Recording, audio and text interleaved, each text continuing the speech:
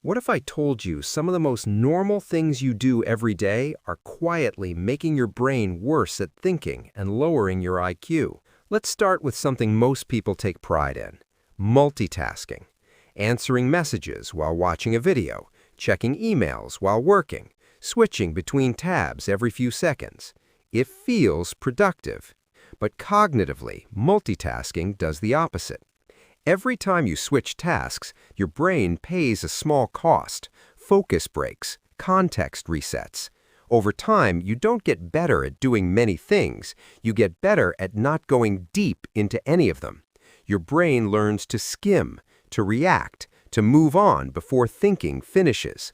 You start a lot of things, you finish fewer, and that shallow mode becomes the default.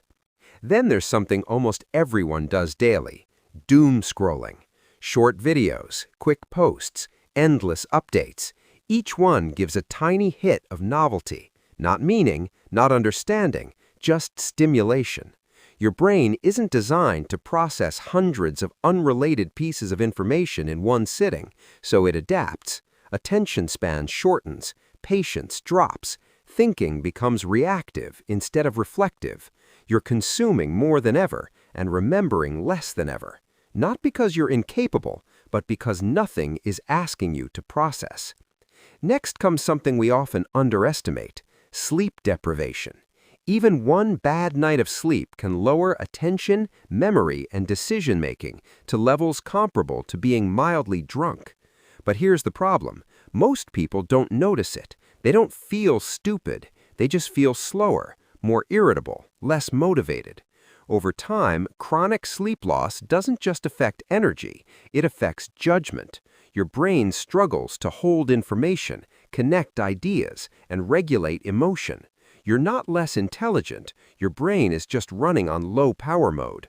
Now let's talk about something newer: letting algorithms think for you. Autoplay, auto-suggestions, recommended feeds, what to watch, what to read, what to buy.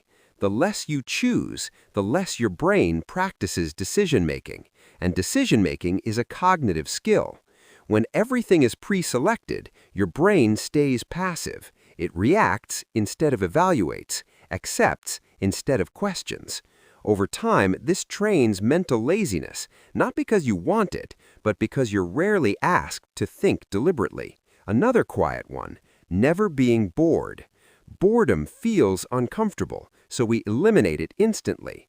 Waiting in line? Phone. Sitting alone? Phone. 5 empty minutes? Phone.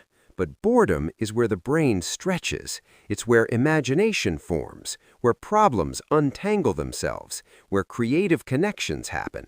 When boredom disappears, so does unstructured thinking. Your brain never gets the space to wander, reflect, or solve things on its own. And finally, something very common: living in constant low-level stress. Notifications, deadlines, background anxiety.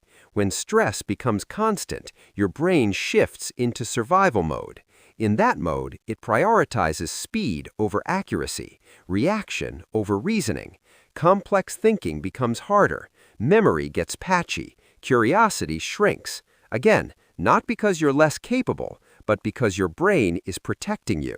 Here's the important part: none of these things feel harmful in the moment. They feel normal, convenient, even productive, and that's why they're powerful. Your brain adapts to the environment you give it. If the environment rewards speed, distraction, and reaction, that's what your brain becomes good at. But here's the good news: your brain is plastic. Change the inputs, and the outputs change. More focus rebuilds depth. More rest restores clarity. More boredom sparks creativity. More intentional choices sharpen thinking. You don't need to become a monk. You don't need to quit technology. You just need moments where your brain is asked to do what it was designed for: think, connect, pause. Because intelligence isn't just something you have, it's something you practice every single day.